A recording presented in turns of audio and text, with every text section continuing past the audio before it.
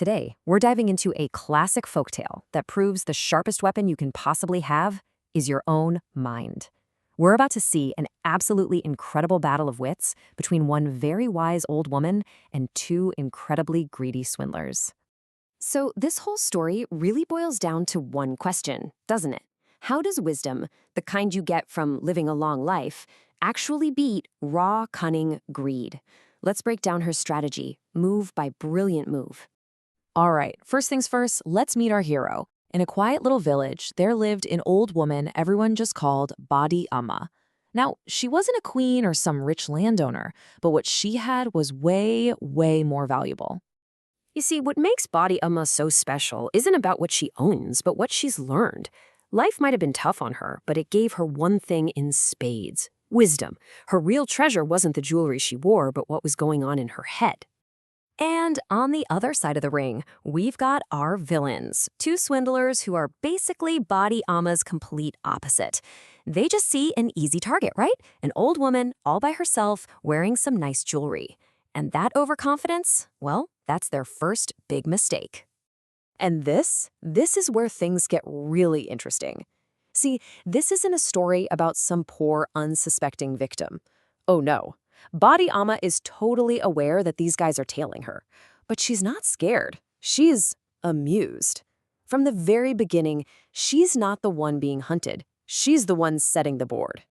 So, the swindlers finally make their move. They stroll up to her with these big, fake smiles, acting all friendly, and offer to walk with her on the long road into the city. Their whole plan is to get her to play a game they think is impossible for them to lose. And here it is, the trap they think is so clever. They propose a storytelling game. They'll tell a story, and if she calls it a lie, she has to give them her expensive bracelets. For them, this is a sure thing. I mean, how could she ever prove that their made-up story isn't true? So the first swindler launches into this absolutely ridiculous story. He talks about a magical cow that gave so much milk it created a river. Its horns were so long, you could just sit on one and travel all the way to the east, or hop on the other to get to the west. He finishes it all off with a bit of fake sadness, saying the cow was killed during the partition of India. He's so sure he's got her trapped. But Bari Amma, she doesn't fight it. She doesn't even argue. She just listens calmly. And when he's all done, she just says, "Okay, my turn." And this right here is where she completely flips the game on its head. But before she starts her own tale, she lays down a new rule. "Okay," she says, "but if you call my story a lie, you have to pay me 500 rupees. Well, they're so blinded by greed, they agree without even thinking. And just like that, the real trap has been set. So her story starts out just as wild as theirs. A bull gets a cut on its head, a single cotton seed falls into the wound, and then this gigantic cotton plant grows right out of the bull's forehead. It produces so much cotton, she says, that there's nowhere to even store it all. But then she tells them the entire harvest was stolen. And now comes the absolute genius move. She looks these two swindlers right in the eye and delivers the knockout punch. She tells them that the very shawls they have wrapped around themselves are made from her stolen cotton. And then she points to their turbans and says, those came from the same stolen batch too. The trap is now sprung. The swindlers are just stuck. They can't say a word. Think about it. If they call her a liar, they have to pay her 500 rupees. But if they stay quiet, they're basically admitting the shawls and turbans are hers. She's backed them into a corner using their own game. So what can they do? Totally defeated, they quietly take off their shawls and turbans and just hand them over. They lost the first round, completely outsmarted by the woman they thought was a fool. But their greed? Oh, it's not going away that easily.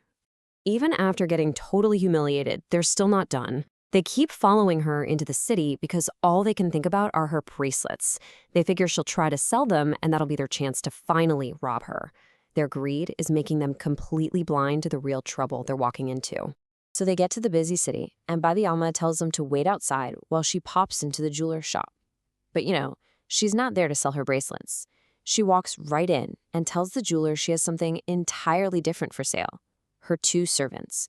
And she points right at the two swindlers sitting outside. The jeweler's actually interested. Bari Amma starts negotiating, asking for a really high price, and they finally land on an agreement for the massive sum of 100,000 rupees. We're talking about a life-changing amount of money. Now, to close the deal, Bari Amma does something brilliant. She walks over to the door and shouts out to the men, asking if she should sell just one of them or both. Well, they hear the word sell, and they immediately think she's talking about her bracelets. Thinking they're about to get a cut, they eagerly yell back, "Sell us both! What would you do with just one?" And with that, they literally just agreed to be sold. And that's it. The deal is done. Bari Amma pockets the 100,000 rupees. She walks back over to the Swindlers, tells them to stay put while she goes to buy them some food and sweets as a little reward, and then she just melts away into the crowd. The Swindlers are sitting there happily waiting, probably dreaming about the feast they're about to have. But what's coming for them isn't food. It's the slow, crushing realization of just how badly they've been played. This is the final bill for their greed, and it is steep. After a while, it's the jeweler who comes out, ready to put his new servants to work. At first, they're confused, but then he explains the deal he just made. And when the truth finally sinks in that they weren't about to get rich, they were the product being sold, the story says the strength literally just vanished from their legs. So, what do we take away from all this? Well, it's a pretty powerful story, right? It shows us that greed really does make you blind. That real power doesn't come from being tricky or strong, but from wisdom. And maybe most importantly, people who go around thinking everyone else is a fool are usually the biggest fools of all. In the end, your intellect is your greatest weapon. And that leaves us with one final thing to think about. Bari Amma's entire victory was possible because her opponents looked at her and saw someone weak, someone foolish. It makes you wonder, doesn't it?